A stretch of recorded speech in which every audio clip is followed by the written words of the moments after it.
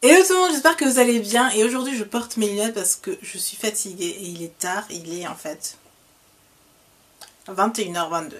Je vous fais aujourd'hui la vidéo de mes favoris 2014, mais en même temps c'est un tag parce que j'ai été taguée par Marion de la chaîne La Douce Mélodie, donc si tu passes par là, gros bisous et merci de m'avoir taguée. Je pense que dans tout YouTube Land, je suis la dernière à faire cette vidéo, donc on va commencer tout de suite, je vais vous montrer tout ce que j'ai aimé cette année 2014 en choisissant qu'un dans chaque catégorie. Si je ne devais garder qu'un seul fond de teint, je choisirais le Make Up For Ever, le HD High Definition Foundation, qui est juste une tuerie. Je l'ai acheté à chaque fois que je l'ai terminé et là je l'ai terminé, mais je ne vais pas m'en racheter parce que je suis en train de tester plusieurs fonds de teint, mais c'est le fond de teint que j'ai acheté plein de fois, que j'utilise depuis 3 ans maintenant et que j'aime tout le temps, chaque année, je l'aime. Et il est complètement cassé, il a fait la guerre clairement, mais je l'ai utilisé presque tous les jours. Et c'est aussi le fond de teint que j'aime utiliser quand je vous fais des vidéos parce qu'il floute absolument tout. Au début de l'année, j'avais de l'acné et j'avais une peau horrible. Avec plein de cicatrices et juste trop moche avec des taches d'hyperpigmentation. Et ce fond de teint m'a énormément aidé à avoir l'air plus ou moins présentable pour vous. Donc dites aussi merci à ce fond de teint, il a été au top cette année. Ou plutôt l'année dernière. Si je ne devais garder qu'une seule poudre, bah ce sera la Sheer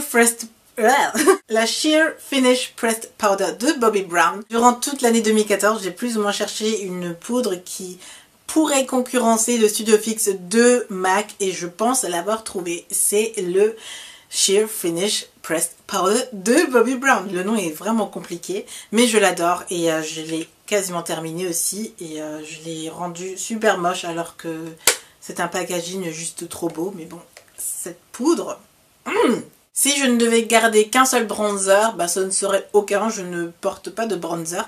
Par contre, je commence à aimer le contouring et l'année dernière, j'ai découvert le contour stick de Black Up. Au début, je ne savais pas du tout l'utiliser, je vous ai même fait une vidéo contouring que j'aime pas. Je suis pas du tout fan de cette vidéo-là, mais bon, je la garde quand même parce que ça me permet parfois de retourner dessus et de me moquer de moi-même, de voir à quel point je suis pas douée. Mais... maintenant, je sais utiliser le contour stick et surtout la partie foncée. J'aime énormément faire mon contouring en ce moment, surtout avec le contour brush de Rig Techniques. En fait, il suffit en fait de prendre votre pinceau pour faire le contouring, plus ou moins, et de tapoter un tout petit peu et ensuite faire votre contouring. Et là... ouh! Depuis que j'ai découvert cette petite technique, j'adore utiliser ce contour stick et j'adore me faire du contouring. C'est quelque chose que je ne faisais jamais et que je fais maintenant presque quotidiennement. Si je ne devais garder qu'un seul highlighter, bah ce serait celui-ci. Donc c'est une association de Glossybox et Kryolan qui ont créé le highlighter Cashmere. C'est un highlighter crème dans un pot, donc il suffit de tapoter avec votre doigt ou peut-être un pinceau et de l'appliquer sur les zones que vous voulez mettre en valeur pour que la lumière puisse bien refléter. Et j'adore appliquer ce highlighter sur l'arcade sourcilière et sur l'os de la fossette. Je ne sais pas. Si je ne devais garder qu'un seul anti-cerne, ce serait le Full Coverage Concealer de Kiko qui est dead à ce que vous voyez. J'ai énormément utilisé ce concealer ou ce correcteur l'année dernière.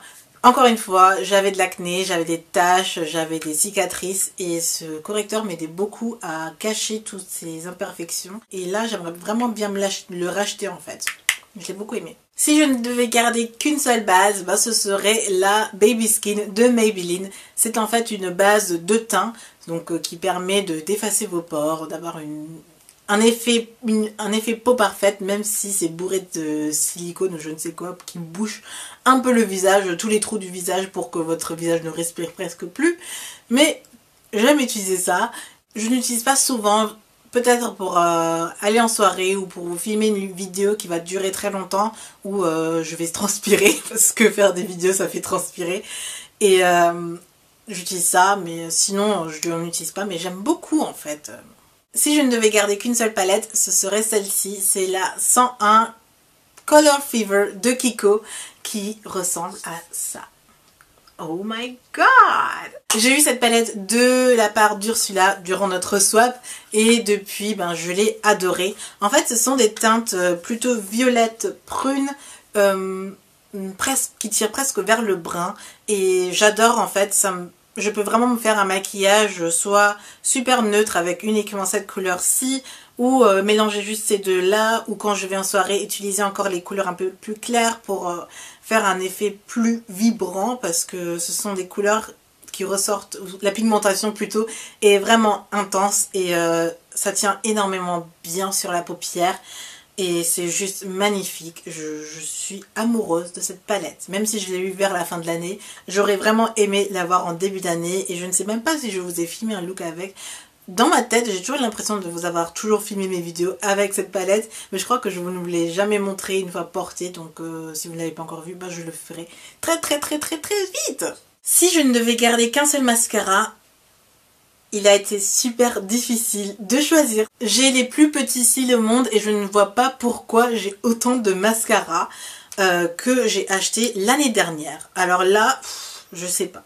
Mais le gagnant de tout ça va être celui-ci. C'est le Rocket Mascara de Maybelline qui est juste trop bien. Et en fait, je l'ai acheté parce que j'avais testé la... Comment il s'appelle? Dare Real Mascara de Benefit qui est tout aussi bien. Il était presque en pole position pour gagner ce petit battle de mascara. Mais j'ai finalement choisi celui-ci parce qu'il est beaucoup plus abordable et qu'il a presque les mêmes effets que la Dare Real qui est un peu plus cher. Je crois qu'il coûte dans les 18 €. Et là, je l'ai acheté pour 7-8 €. Donc bon, vraiment, c'est le mascara que j'ai porté tous les jours en 2014. Bon, quelques jours, j'ai porté ceux-là aussi. Mais c'est celui que j'ai porté le plus. Si je ne devais garder qu'un seul eyeliner, je pense que ce serait celui-là. C'est le eyeliner pen de Essence que j'ai acheté une dizaine de fois peut-être, je crois. Il s'assèche assez rapidement, c'est un peu dommage. Mais comme il coûte dans les 2 € ou 3 €, je me le rachète à chaque fois. Et c'est le eyeliner qui est le plus simple à appliquer, parce que c'est un eyeliner feutre que vous appliquez un peu comme ça, comme vous voulez. Il suffit de dessiner un peu votre trait et ça va super vite le matin. Donc c'est celui que je choisirai parce que c'est tout simplement le moins cher, le plus efficace et le plus rapide à utiliser. Si je ne devais garder plus qu'un seul blush, ce serait celui-ci. C'est le blush Pomegranate de Sleek que j'aime beaucoup. En fait, il est un peu dans les tons violets, comme ça, un peu violet rose, avec un peu d'irisé dedans, et c'est le blush que je portais le plus l'année dernière, même si je m'en fous un peu des blushs que j'applique parce qu'ils sont plus ou moins tous de la même teinte. Celui-ci, c'est celui que je sortais le plus facilement de mon rangement et que j'appliquais le plus souvent. Et pourquoi je fais ça, je ne sais pas. Si je ne devais garder qu'un seul vernis, ce serait celui-ci. C'est le Wicked de Essie. Ce vernis est tout simplement top. La brosse est parfaite, le temps de séchage est parfait, la tenue est parfaite et la couleur est parfaite. Et du coup, je me le rachète malgré le prix. Mais parfois, je tends vers des couleurs un peu similaires qui coûtent un peu moins cher. Mais si je ne devais garder qu'un seul vernis, ce serait celui-là. C'est vraiment la couleur signature aussi de Shirley, donc bon.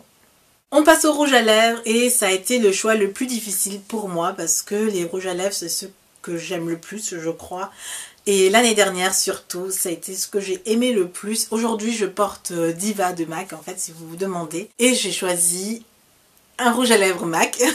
Ça va être le Ruby Woo. Je pense que 2014 a été mon année Ruby Woo. C'est un rouge à lèvres que j'ai depuis super longtemps, je crois depuis 2011 déjà. Il est assez vieux. C'est un rouge à lèvres que je ne porte pas souvent du tout. Je ne sais pas pourquoi. Cette année, j'ai quand même trouvé la bonne combinaison pour le porter. J'ai trouvé le bon liner pour avoir cet effet ombré un peu, pour ne pas avoir ce gros rouge pas trop bien non plus. Mais j'ai jamais autant porté le Ruby Woo qu'en 2014 et c'est la raison pourquoi j'ai choisi ce rouge à lèvres comme gagnant de ce battle de rouge à lèvres. Je crois que derrière ils sont tous en train de pleurer parce que ils pensaient tous qu'ils allaient gagner. Mais Ruby Woo a gagné.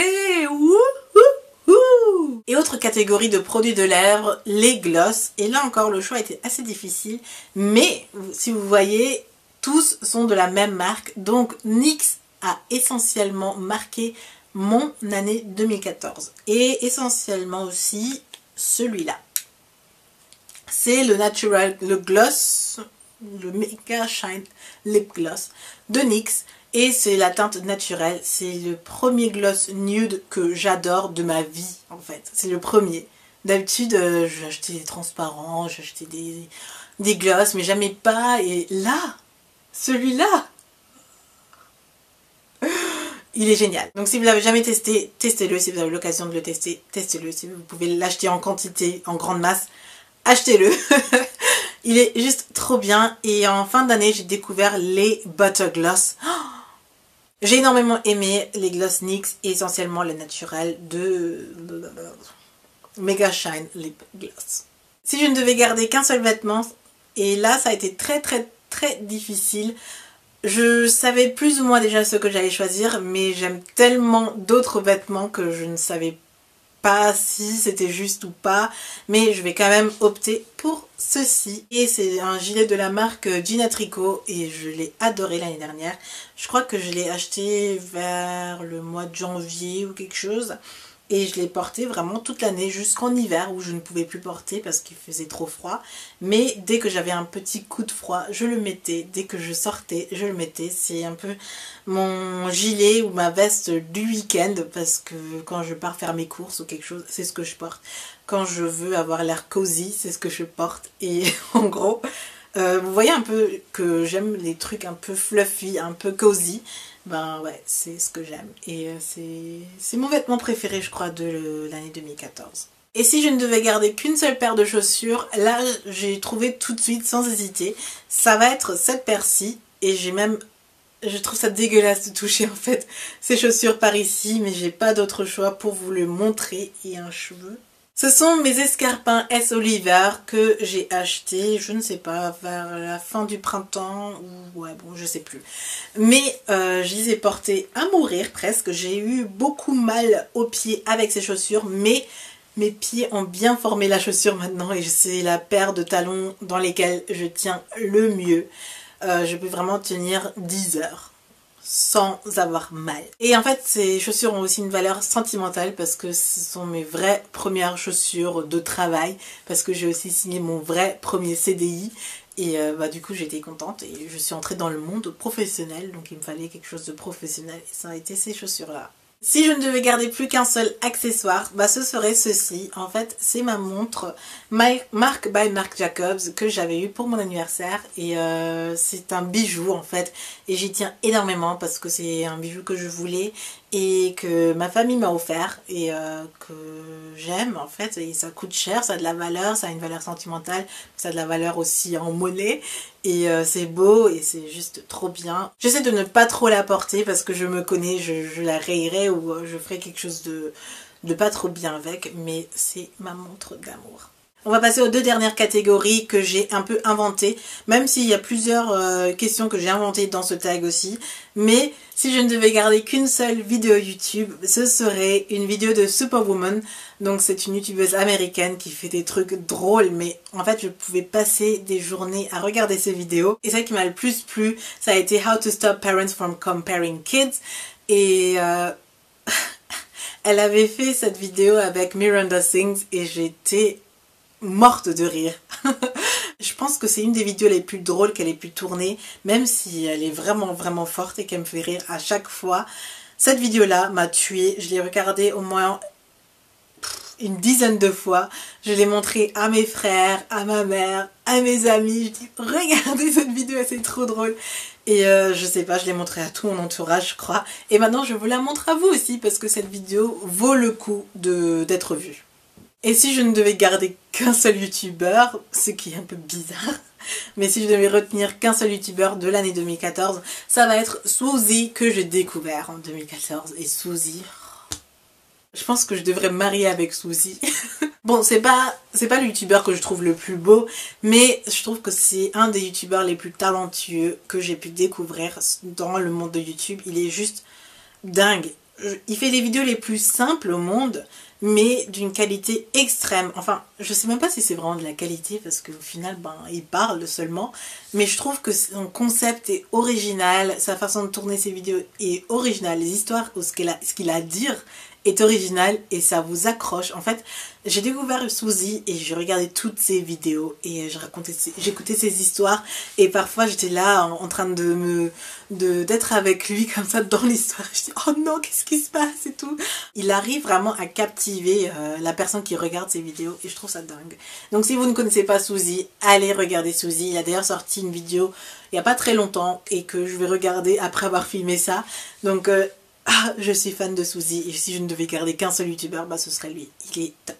Et voilà, c'était tout pour le tag si je ne devais en garder qu'un, qui rassemble aussi mes favoris de l'année 2014. J'espère vraiment que ça a pu vous plaire. Je n'ai pas incorporé de produits capillaires parce que j'ai fait une vidéo séparée. Donc si vous voulez la voir, je vous la laisserai en barre d'infos, vous pouvez regarder ça.